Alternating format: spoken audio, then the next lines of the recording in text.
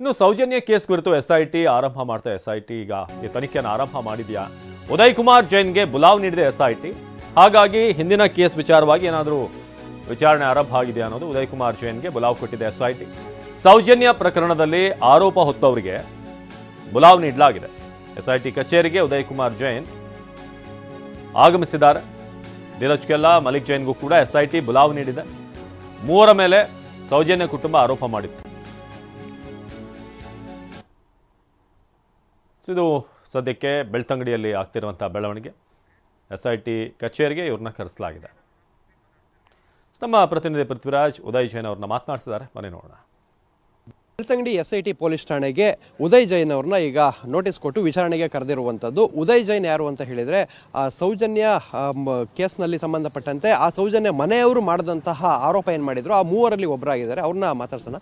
ಇವಾಗ ನಿಮ್ಮನ್ನು ಎಸ್ಐಟಿ ತನಿಖೆ ಕರೆದ್ರೆ ಯಾವಾಗ ಕರೆದ್ರು, ಏನು ನೋಟಿಸ್ ಕೊಟ್ಟಿದ್ದಾರೆ, ಹೇಗೆ? ಇಲ್ಲ, ನಮಗೆ ನೋಡಿ ನಿನ್ನೆ ಫೋನ್ ಮಾಡಿ ಕರೆದ್ರು, ನಿನ್ನೆ ರಾತ್ರಿ ಕರೆದ್ರು. ಇವತ್ತು ಬರಲಿಕ್ಕೆ ಹೇಳಿದ್ದಾರೆ. ಇವತ್ತೀಗ ಇನ್ನು ಹೋಗ್ಬೇಕು, 10 ಗಂಟೆ 10 ಗಂಟೆಗೆ ಹೋಗ್ಬೇಕು. ಅಂದರೆ ಏನಕ್ಕೆ ಕರೆದಿದ್ದಾರೆ ಅಂತ ಗೊತ್ತಾ? ಏನಾರು ಹೇಳಿದ್ರು ಅವರು? ಏನು ಹೇಳಿಲ್ಲ. ಯಾರ್ಯಾರಿಗೆ ಕರೆದಿದ್ದಾರೆ? ಅದು ನನ್ನನ್ನು ಕರೆದಿದ್ದಾರೆ. ಮತ್ತು ನಾನು ಇವರಿಗೆ ಫೋನ್ ಮಾಡಿ ಕೇಳಿದ್ದೆ, ಜಿಕ್ಕೆಲ್ಲನಿಗೆ ಕೇಳಿದೆ, ಅವನು ಸಹ ಹೇಳಿದ್ದಾರೆ, ಅವನನ್ನು ಸಹ ಅದೇ ಬರಲಿಕ್ಕೆ ಹೇಳಿದೆ ಅಂತ ಹೇಳಿದ್ದಾರೆ. ಸೊ ಇವಾಗ ಆ ಸಂದರ್ಭದಲ್ಲಿ ನೀವು ನಿಮ್ಮೆಲ್ಲ ಮನೆಯವರು ಆರೋಪ ಮಾಡಿದ್ರು, ನಾರ್ಕೋ ಅನಾಲಿಸ್ ಟೆಸ್ಟ್ ಎಲ್ಲ ಕೂಡ ಆಗಿತ್ತು. ಸೊ CID CBI ಎಲ್ಲ ಎನ್ಕ್ವೈರಿ ಮಾಡ್ತಾಯಿದ್ರಿ, SIT ತನಿಖೆಗೆ ಈಗ ಹೋಗ್ತಾ ಇದ್ರಿ, ಏನು ಹೇಳ್ತೀರಿ? ಅಲ್ಲ, ನಮ್ಮದು ತನಿಖೆ ಎಲ್ಲ CBI ಅವರು CIDನವರು ಮಾಡಿದ್ದಾರೆ. ನಮ್ಮ ಹೆಸರು ಇವರು ಲೋಕಲ್ ಪೋಸ್ಟ್ನಲ್ಲಿ ಬರಲಿಲ್ಲ.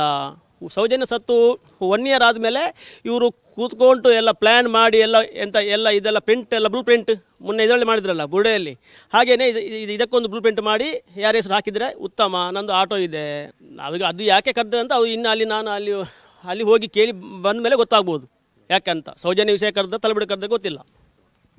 ಸೊ ಇದಿಷ್ಟು ಉದಯ್ ಜೈನ್ ಅವ್ರು ಹೇಳ್ತಾ ಇರುವಂಥದ್ದು. ಕ್ಯಾಮ್ರಾಮನ್ ರಾಜೇಶ್ ಜೊತೆ ಪೃಥ್ವಿರಾಜ್ ಬೊಮ್ಮನಕೆರೆ, TV9 ಬೆಳ್ತಂಗಡಿ.